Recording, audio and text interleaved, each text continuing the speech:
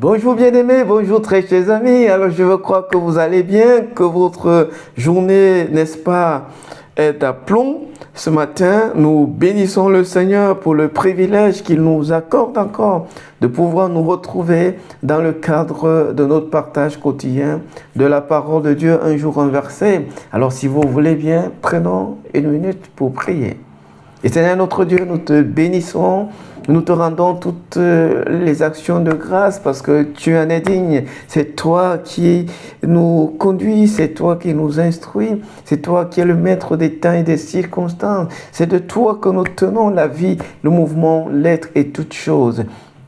Que la gloire, la louange te reviennent pour tes bontés, pour tes bienfaits et pour le service qu'elle rend à l'humain à travers ce souffle de vie qui est maintenu et surtout à travers l'Esprit de Dieu que tu disposes pour nous permettre d'accomplir ce qui t'est agréable, ce qui te plaît et ce qui contribue et concourt à bénir notre humanité contemporaine. Que la gloire, la louange te reviennent au nom du Seigneur Jésus. Amen, amen, amen. Alors ce matin, nous allons continuer notre partage en examinant de près le 11e verset du 3e chapitre du livre d'Actes des Apôtres.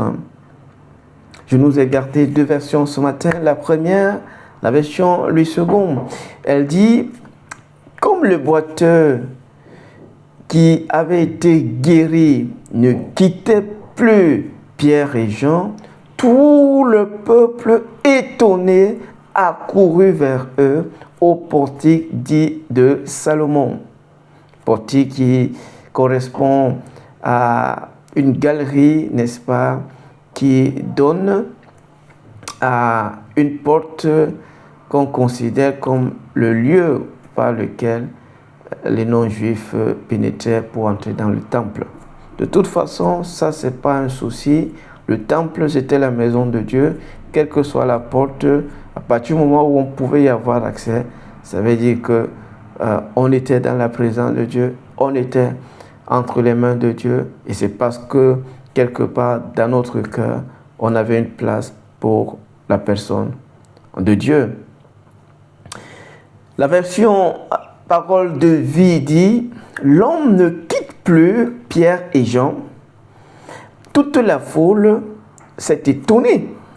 Elle court vers eux le long des colonnes appelées colonnes de Salomon. » J'aimerais ajouter une troisième version pour ce matin, la version parole vivante. Je crois qu'elle le met un peu plus clairement possible. Le miraculé, c'est-à-dire celui qui a été guéri, ne quittait plus Pierre et Jean. En très peu de temps, un attroupement se forma autour d'eux sous le portique de Salomon. De toutes parts, les gens accourent, excités, surpris, émerveillés. Parole du Seigneur. Amen. Alors, mettons ça comme ceci pour qu'on puisse mieux retenir ou saisir le partage de ce matin. Quand la grâce de Dieu nous parvient, qu'est-ce qu'on en fait? Quand la grâce de Dieu nous est accordée, que devient-on? Quand la grâce de Dieu nous est offerte, et quand la grâce de Dieu laisse en nous ses effets bénéfiques, où va-t-on?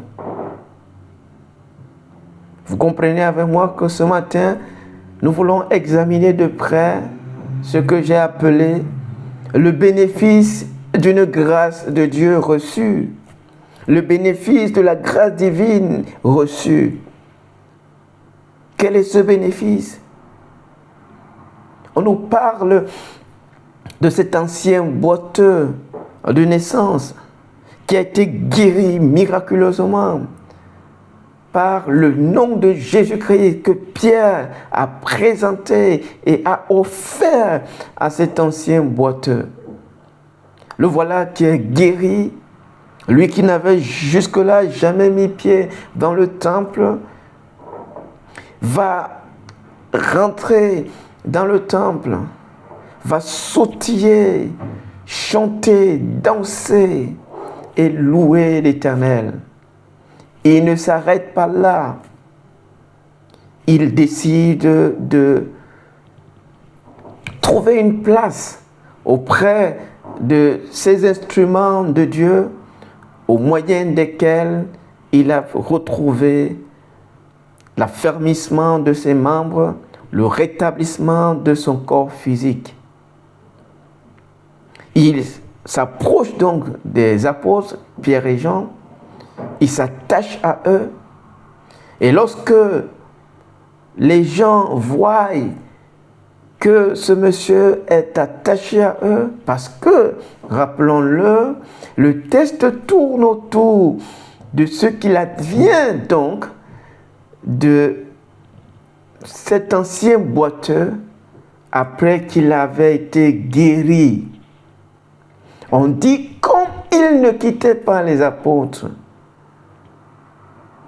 Donc son attachement aux apôtres a provoqué un attroupement important, des gens venant de toutes parts, dans un étonnement, dans une surprise, dans une excitation, dans un émerveillement qui ne cherchait qu'à se satisfaire davantage en s'approchant de près pour épier la grâce de Dieu qui se déroule merveilleusement devant elle, cette foule.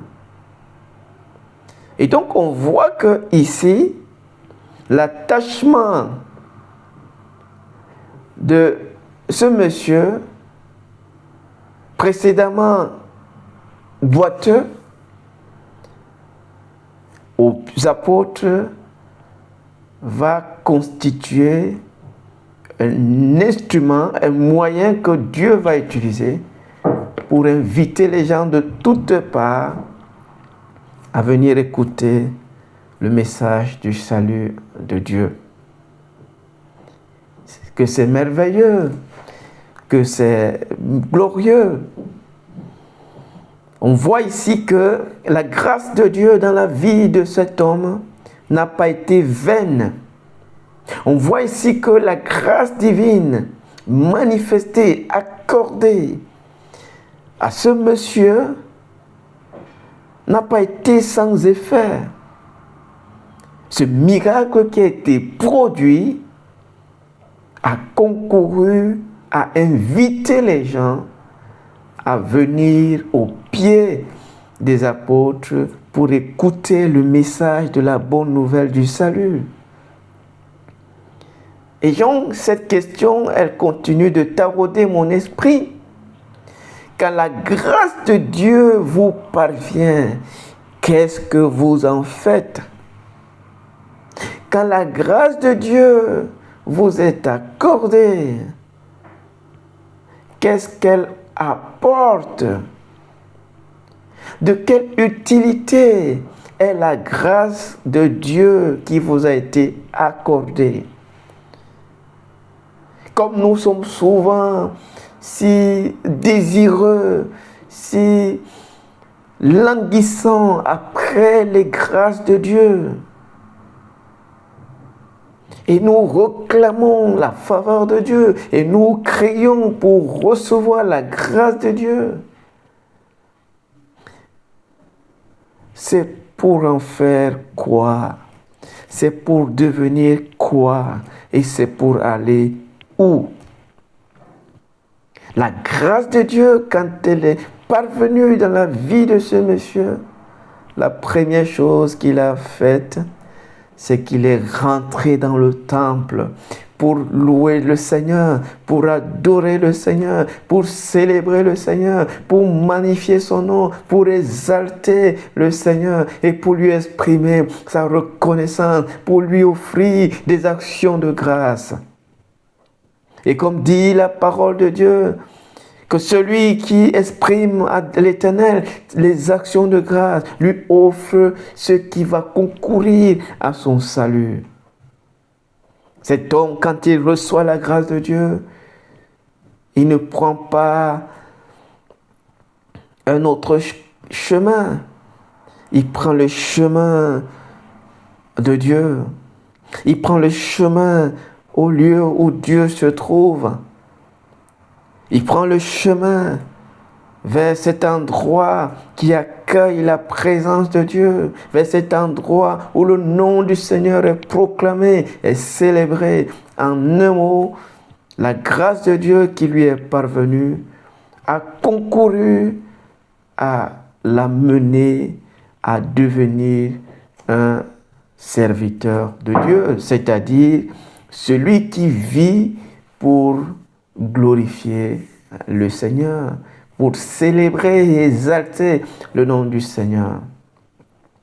Cette grâce après laquelle vous courez, quand elle vous sera accordée, qu'est-ce que vous allez en faire? Qu'est-ce qu'elle fera de vous? Où est-ce qu'elle vous conduira? C'est à cette question que nous voulons répondre ce matin. Et c'est à cette question que quand tu t'attends à recevoir la grâce de Dieu, tu devras être à mesure de pouvoir répondre. Pour cela, j'aimerais vite fait partager quelques principes ou du moins quelques faits que ce passage place devant nous. J'en ai pour nous 9 ce matin. Le premier fait, c'est que Dieu rend sa grâce disponible pour bénir chacune de nos vies. Dieu rend sa grâce disponible pour bénir chaque personne. La grâce de Dieu est disponible pour toute personne. La grâce de Dieu est accessible à toute personne. La grâce de Dieu peut parvenir à chacun d'entre nous. Nous pouvons crier à Dieu pour recevoir sa grâce. Dieu dispose sa grâce à tout être humain. Tout être humain peut s'approcher et peut réclamer la grâce de Dieu. Elle est disponible pour chaque personne. Deuxième fait, c'est qu'on peut bénéficier de la grâce de Dieu et s'éloigner de lui. On peut recevoir la grâce de Dieu et aller loin de Dieu. Jésus lui-même l'a expérimenté durant son ministère terrestre. 10 lépreux sont venus à lui. 9 juifs et 1 étranger. Les 10 se sont approchés de Jésus. Et ils ont réclamé la grâce de Dieu. Donc Jésus était le véhicule transporteur. Ils ont réclamé la grâce de Dieu. Et Jésus étant le distributeur de la grâce de Dieu, la leur a accordé, moyennant 0 centime, 0 franc.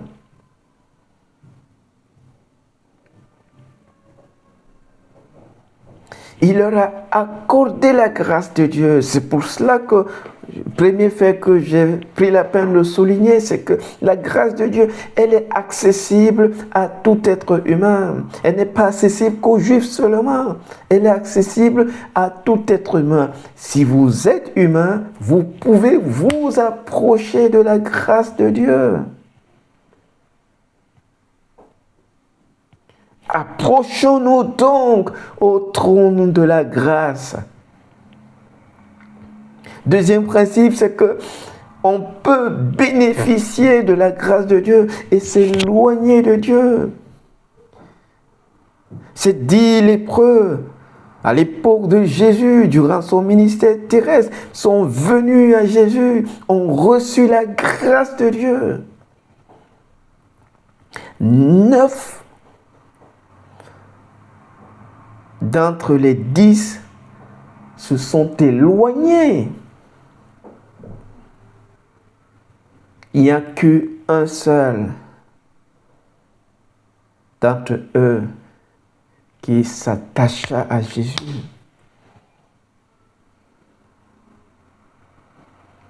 On peut bénéficier de la grâce de Dieu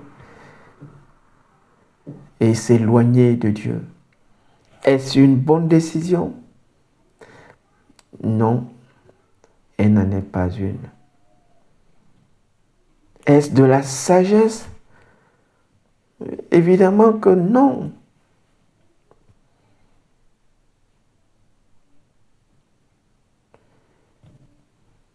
Si vous venez à une source, vous abreuvez, et après vous vous éloignez de cette source de laquelle vous vous êtes abreuvé, est-ce de la sagesse? La preuve, vous aurez soif et vous en aurez besoin encore. Parce que la sécheresse est là dehors.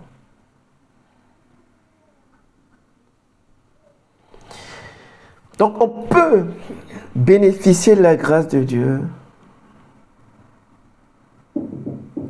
et prendre notre chemin parallèle à celui de Dieu. Troisième fait, la grâce de Dieu est libérée. Non, la grâce de Dieu libérée dans une vie permet d'apprécier le cœur de cette vie dans laquelle elle atterrit. La grâce de Dieu libérée, accordée à une personne, permet d'apprécier le type de cœur que cette personne a, déjà à l'égard de Dieu et à l'égard même de la vie. Ces 9 personnes qui, après qu'elles avaient été guéries, qui s'étaient éloignées, ont révélé leur cœur à l'égard de la grâce de Dieu, à l'égard de la personne de Dieu. Ce sont eux que j'appelle communément les utilitaristes. Ils ne sont que là pour leur propre intérêt. Ils ne reçoivent la grâce de Dieu que pour leur propre bien.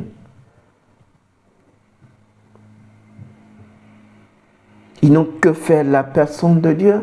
Ce qui les intéresse, c'est leur propre personne à elles. Ces personnes.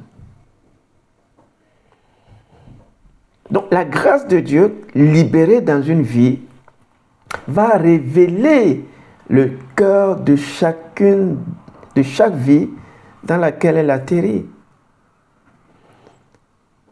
Elle va soit montrer la proximité de ce cœur vis-à-vis de Dieu, ou sa distanciation, son éloignement.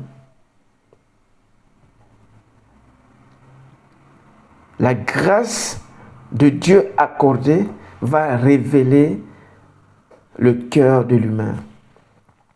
La Bible nous parle d'Amathia qui a cherché Dieu. Mais dès que Dieu l'a béni, il s'est éloigné de Dieu.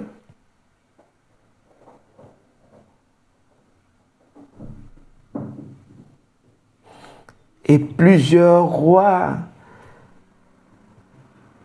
du royaume de Juda se comportaient ainsi. Ils recevaient la grâce de Dieu et ils s'éloignaient de Dieu.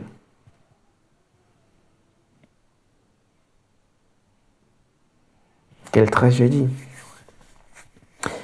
Quatrième chose, toute manifestation de la grâce de Dieu dans une vie vise un but particulier. La grâce de Dieu n'est pas accordée pour rien. La grâce de Dieu, quand elle est libérée, vise à accomplir un but. Il y a un objectif attaché à la grâce de Dieu libérée. Il y a un but attaché à la grâce de Dieu accordée. Celui qui reçoit la grâce de Dieu, sans se demander le but que cette grâce dans sa vie est appelée à servir, à accomplir, va abuser de la grâce de Dieu. Qu'est-ce que c'est que l'abus? Sinon, prendre une grâce qui nous est accordée sans poursuivre le but qui lui a été assigné.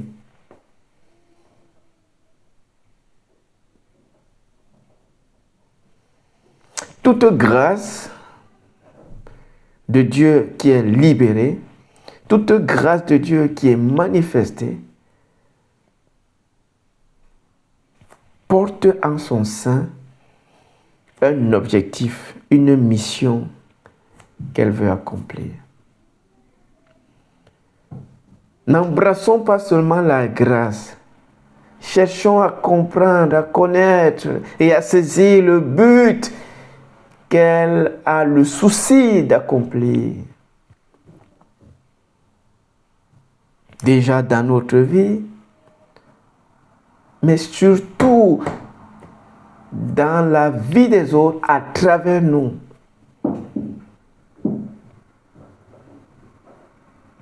Cet homme a compris que la grâce de Dieu qui lui a été accordée, qui lui a été servie, n'était pas que pour lui.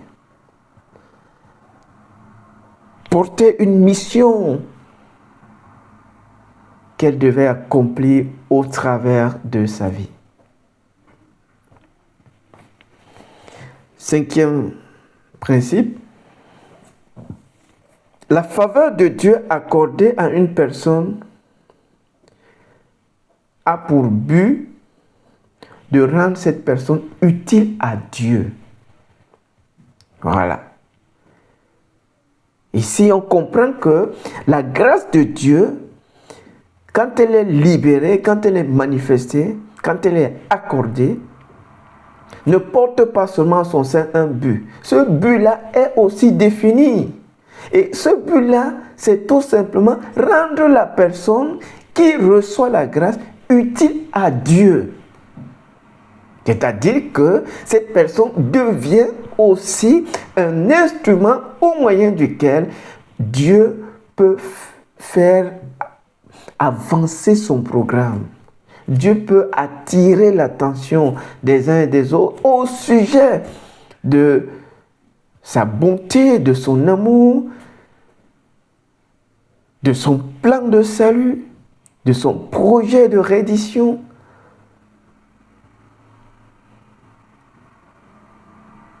De son plan de bénédiction, ainsi de suite. La faveur de Dieu, la grâce de Dieu est accordée pour que la personne qui en bénéficie devienne utile à Dieu. Cet ancien paralytique, pendant 40 ans, a été inutile à lui-même, inutile à Dieu. quand la grâce de Dieu vient sur lui, voilà que il s'attache aux apôtres et cet attachement invite des foules de toutes parts à se masser autour de Pierre et de Jean.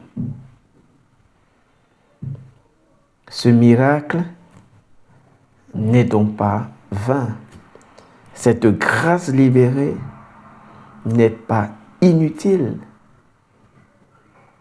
Son but était effectivement de juste inviter les gens à venir écouter le message du salut de Dieu. Donc, toute grâce de Dieu, aussi infime qu'elle puisse être, accordée à une personne, vise à rendre cette personne utile à Dieu. Donc, ne me dis pas la grâce que tu as reçue, mais dis-moi ce que tu fais pour Dieu grâce à la grâce de Dieu qui t'a été accordée. Ne me dis pas combien Dieu a été bon envers toi. Dis-moi ce que cette bonté de Dieu envers toi a contribué dans le royaume de Dieu. C'est de ça qu'il est question. Ne me dis pas combien le Saint-Esprit t'a inondé de sa présence, de sa vie, de sa puissance. Dis-moi combien ce Saint-Esprit qui t'a rempli de sa puissance, de son onction, de sa grâce, t'a permis de contribuer dans le royaume de Dieu.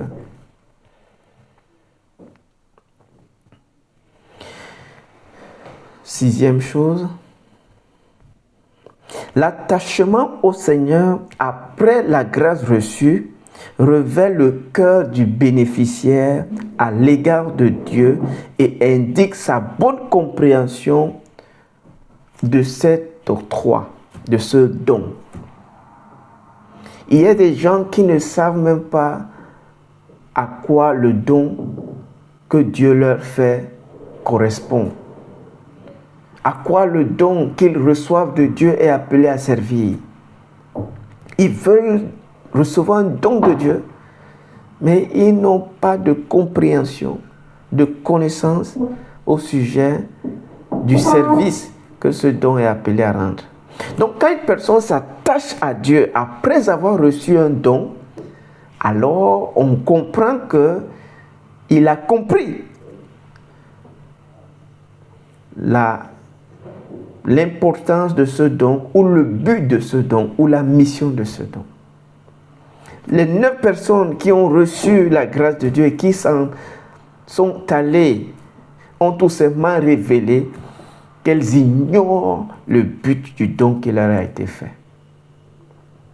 Oui, on peut recevoir de Dieu un don et se perdre.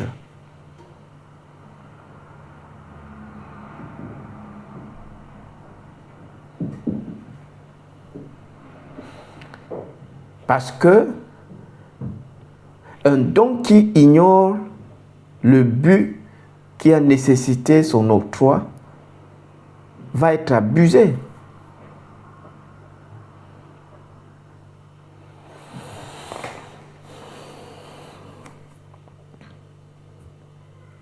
Donc, l'attachement, on nous dit que cet homme-là, il a reçu la grâce de Dieu, il n'a pas pris son chemin. Il n'est pas allé commencer à chanter, à s'enorgueillir, à se vanter que voilà, vous pensiez que j'allais m'éterniser dans cet état de handicap congénital. Vous vous êtes trompé, voilà que maintenant moi aussi je suis debout, je peux marcher comme vous, je peux voilà faire ceci, faire cela. Non, il s'est attaché aux apôtres. Et en s'attachant à Dieu, après avoir reçu la grâce, il révélait par là son cœur attaché à Dieu, son cœur soumis à Dieu.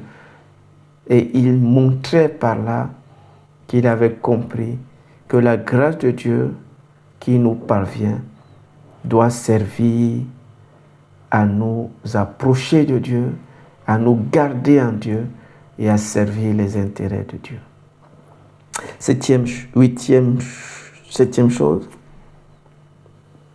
L'éloignement révèle que la grâce qui a été accordée n'est que pour le bénéficiaire tout seul.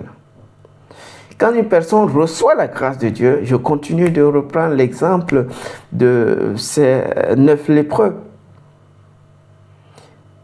Ces 10 lépreux, les 9 qui ont reçu et qui sont allés, qui sont partis, c'est parce que pour eux, la grâce de Dieu ne leur était accordée que pour leur propre personne, uniquement, pas plus. Donc, ils ont une compréhension individualiste de la grâce de Dieu. Ils ont une compréhension égocentrique de la grâce de Dieu.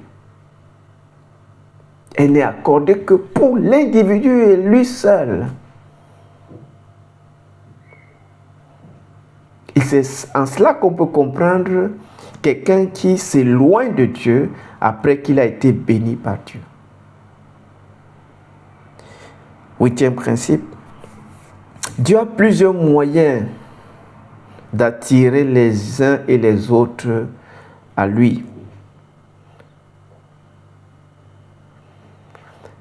Au chapitre 2, nous avons vu que Dieu a utilisé le bruit qui s'est fait entendre et les différentes langues que les disciples ont commencé à exprimer, à manifester et à proclamer, selon que le Saint-Esprit leur donnait de s'exprimer. Ici, nous avons un deuxième auditoire colossal de Pierre, mais qui est constitué d'une autre façon. Dieu va utiliser ce miracle comme ce boiteux de naissance était connu de tout Jérusalem.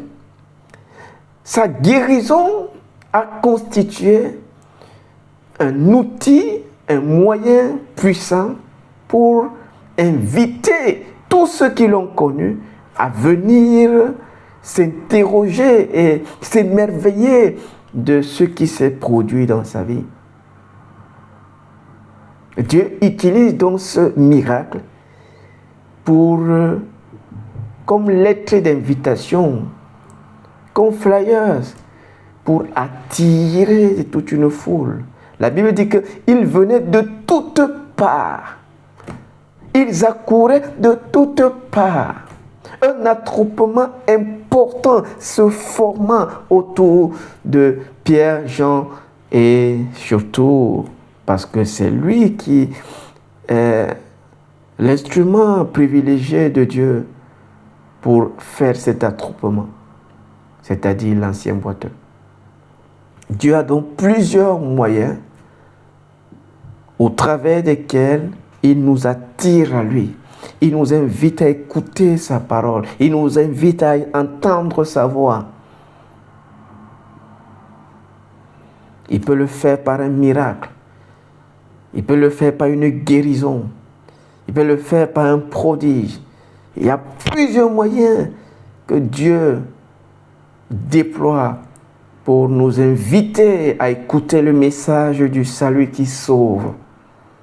C'est-à-dire à nous donner la bonne information qui produit le salut, qui produit la bénédiction.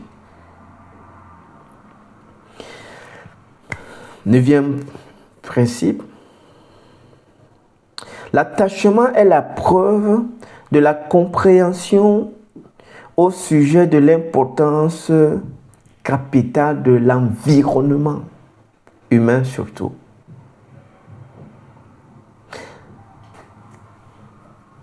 Ce boiteux, cet ancien boiteux, avait été dans un environnement qui, pendant 40 ans, n'a pas produit le moindre changement dans son existence. Pierre et Jean l'ont invité à les regarder, c'est-à-dire à identifier un nouvel environnement. Et quand il s'est tourné vers cet environnement, quand il a changé de perception, il a vu ce que Pierre et Jean pouvaient lui offrir. Il a vu ce que Pierre et Jean lui ont offert de la part de Dieu. Et il a compris que voilà l'environnement dont j'ai besoin, déjà pour mon épanouissement personnel, mais surtout pour mon utilité dans ce bas monde-ci. Jusque-là, il a été inutile pour sa société et inutile à lui-même. Il va s'attacher à Pierre et à Jean parce qu'il comprend que voilà le type d'environnement qu'il lui faut si jamais il veut être utile. Et on voit son utilité là. L'environnement est déterminant pour nous rendre utiles ou inutiles. L'environnement est capital. On l'a déjà vu et abondamment. Et les recherches scientifiques ont démontré que l'environnement concourt à 50% à la réussite de tout projet. Donc si on veut réussir notre vie, l'identification d'un bon environnement est non négociable, incontournable. Négliger l'environnement, c'est réduire ses possibilités de succès de moitié, c'est-à-dire de 50%. L'attachement à Dieu, l'attachement au peuple de Dieu, l'attachement aux hommes de Dieu qui marchent avec le Seigneur, qui craignent le Seigneur, est la preuve qu'on a compris que l'environnement est d'un impact impressionnant et déterminant.